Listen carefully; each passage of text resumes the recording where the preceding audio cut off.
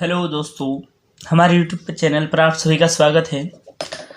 और मैं हूं निर्मल सागर पुरोहित। और आज मैं आप लोगों को बताने वाला हूं कि किसी संख्या में या किन्हीं सवालों में कंपटीशन एग्ज़ाम में एक सवाल आता है, इकाई अंक या यूनिट नंबर कैसे निकालें।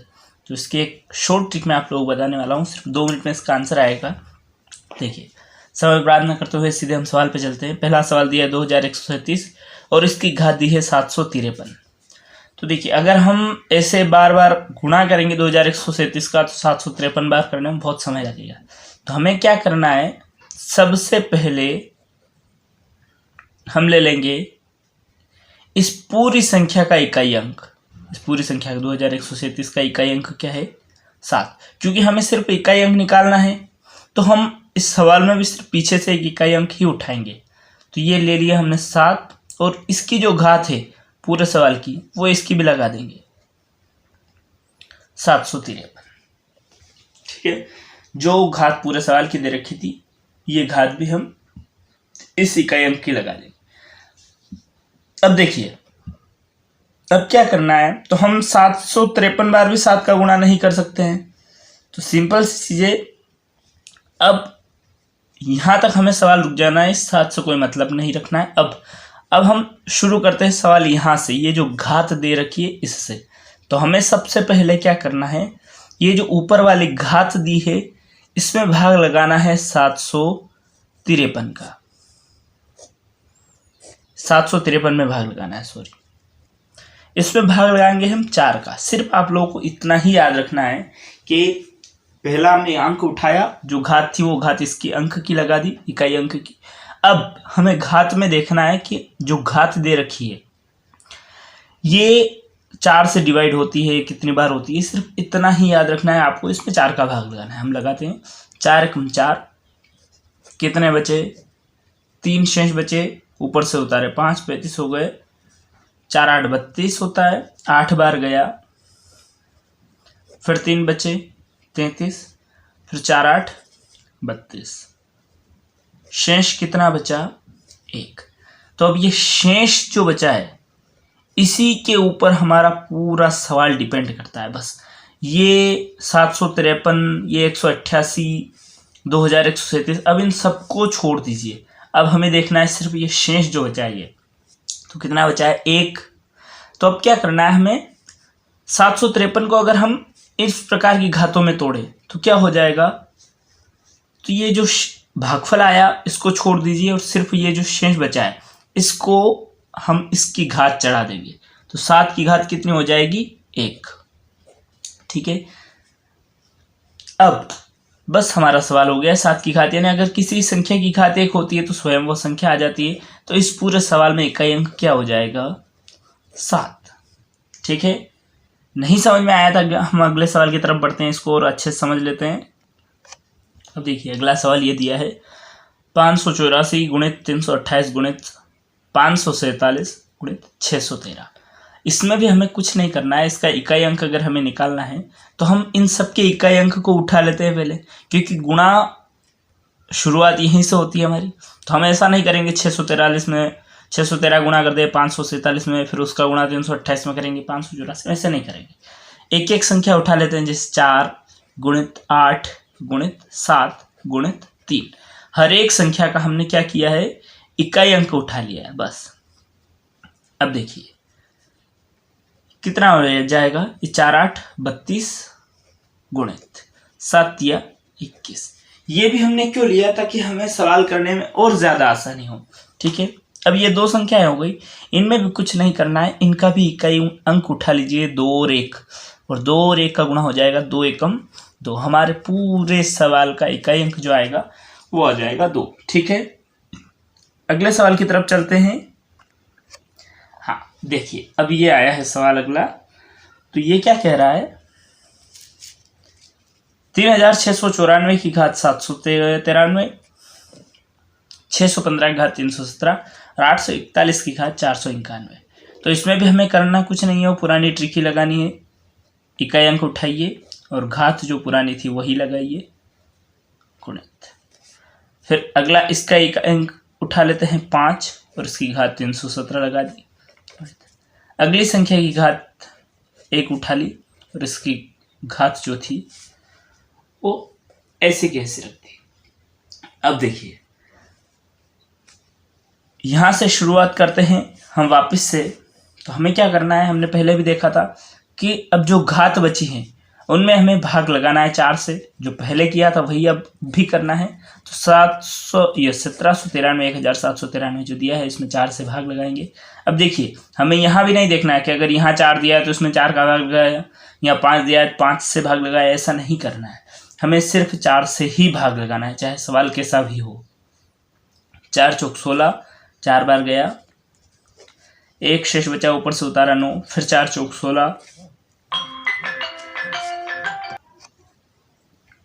16, 4 बार गया, घटाया, शेष कितना बचा 3, फिर ऊपर से उतारा 3, फिर 4 8 32, घटाया 1 बच गया, शेष कितना आया 1। यानी कि हमें फिर से वही करना है, 4 की घात में लिखेंगे, 4 की घात में जो शेष आया है वही चढ़ा देंगे, बस इससे ज़्यादा कुछ नहीं करना है। ये जो भागफल आया है इसको भूल जाइए, 4 की घात में वो संख्या चढ़ानी है जो शेष बची, ठीक। प्लस अब हम 5 के साथ भी वही करेंगे। 5 की घात 317 जो दी इसमें 317 में हम 4 से डिवाइड करते हैं, 4 7 28, घटाया कितना बचा 3, ऊपर से उतारा 7, फिर 4 9 36, यानी कि 9 बार जाएगा, घटाया कितना बचा 1। अब देखिए यहाँ भी शेष क्या बच गया है 1, है ना। तो अब ये जो 1 बचा है इसको हम 5 की घात पे चढ़ा देते हैं, सॉरी ये मल्टीप्लाई का है, गुणा का। तो 5 की घात जो है वो 1 चढ़ा देंगे। अब यहाँ भी ध्यान देना है, ऐसा नहीं कि आपने फिर यहाँ 4 की घात 1 चढ़ा दी, जो हमने संख्या इकाई अंक उठाया था उसी की घात हमें चढ़ानी है जो शेष आया वो। अब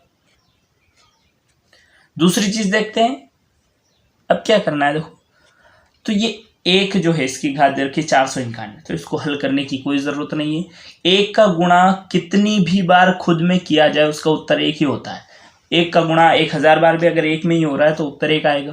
तो इसको हम सीधे सोल्व कर लेते हैं, बस 1, ठीक। अब यहाँ क्या बचा, 4 की घात 1 यानी 4, गुणे 5 की घात 1 यानी 5 और 1, 4 पंजे 20, 20 से कम 20, उत्तर आ गए 20। तो हमारा इकाई अंक जो हो जाएगा वो क्या हो जाएगा 0। इस सवाल का आंसर हो जाएगा 0। एक और सवाल जो है अगला, वो भी एग्जाम में कई बार आता है, उसकी तरफ चलते हैं। ये आखिरी सवाल होगा, इसके बाद हमारे यूनिट नंबर का जो चैप्टर है ये क्लियर हो जाएगा। देखिए दिया है 17 की घात 1999 प्लस 11 की घात 1999 माइनस 7 की घात 1999। तो यहाँ भी हमें कुछ नहीं करना है, पहले इकाई अंक उठाइए और उसकी घात चढ़ा दीजिए। यहाँ दिया है -7 की घात 1999। अब देखिए मैं आप लोगों को एक सीधा सा तरीका बता देता हूँ। जैसे यहाँ दिया है ना, चलो ये माइनस यहीं लगा देते हैं, यहाँ प्लस ही कर देते हैं, कोई बात। अब देखिए या तो आप इसे इस तरीके से कर लीजिए कि एक एक संख्या में क्या करना है, 4 से भाग लगाइए घातों में, जो शेष आता है उसको घात चढ़ाइए 7 की, प्लस आ रहा है तो प्लस लगाना है, बीच में अगर गुणा का निशान दिया है तो गुणा लगाना है, भाग का अगर चिन्ह दिया है तो भाग करना है, कुछ नहीं करना है, जैसा उसने दिया है वैसा ही करना है हमें, ठीक है। और अगर हम यहाँ ध्यान से देखें तो देखिए 7 की घात 1999 ये जो है धनात्मक संख्या है, और 7 की घात 1999 ये जो है ऋणात्मक संख्या है, ठीक है। और ये घात भी जो है ये क्या है, विषम है, यानी कि इसका जो आंसर आएगा वो ऋणात्मक आएगा, क्योंकि किसी संख्या की अगर घात विषम होती है तो उत्तर जो होता है वो ऋणात्मक होता है, और किसी ऋणात्मक संख्या की घात धनात्मक यानी कि सम होती है ना।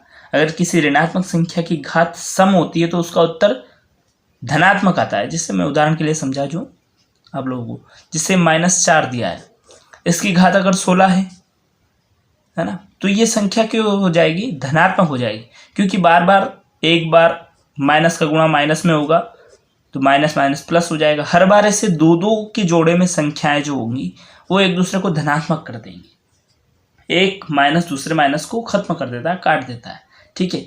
लेकिन यदि किसी संख्या में इस प्रकार की घात दी है, जैसे -5 घात मान लेते हैं -4 की, तो इसमें क्या होगा, एक माइनस का गुणा होगा एक माइनस से, तो माइनस माइनस कैंसल, फिर एक माइनस का गुणा होगा एक माइनस वाली संख्या से, माइनस माइनस कैंसल, ऐसे 4 माइनस खत्म हो जाएगा। लेकिन एक अंतिम माइनस जो होगा 5वां वो बच जाएगा, क्योंकि ये विषम संख्या है ना, विषम घात दे रखी है। इसी प्रकार से यहाँ भी होगा इस सवाल में 1999 की घात जो दे रखी है, ये संख्या 1999 ये विषम संख्या है। अब यहाँ 7 की घात 1999 है, लेकिन ये संख्या धनात्मक है। यहाँ -7 है और इसकी घात भी 1999 है, लेकिन ये घात जो है, ये संख्या जो है ऋणात्मक है, तो इसका उत्तर ऋणात्मक आएगा और इसका उत्तर धनात्मक आएगा। तो इस संख्या से इसका पूरा आंसर जो होगा वो खत्म हो जाएगा, क्योंकि दोनों का आंसर एक ही आने वाला है, धनात्मक ऋणात्मक का। तो क्या होगा, एक धनात्मक संख्या दूसरी ऋणात्मक संख्या को खत्म कर देगी। बस अब बचा क्या है, 1999, ठीक है। और मैंने आपको अभी पिछले सवाल में बताया कि 1 की घात कितनी भी दे रखी हो उसका उत्तर हमेशा एक ही होता है। बस ये हो गया हमारा सवाल पूरा, और यहाँ से हमारे इकाई अंक का लगभग चैप्टर भी क्लियर हो गया है। इसी टाइप के सवाल आते हैं और इसके जितने भी सवाल होंगे आप सारे कर लेंगे, ठीक है। अब वीडियो अगर पसंद आया तो हमारे चैनल को सब्सक्राइब करें, बेल आइकन पर प्रेस करें, वीडियो को लाइक शेयर और कमेंट ज़रूर करें।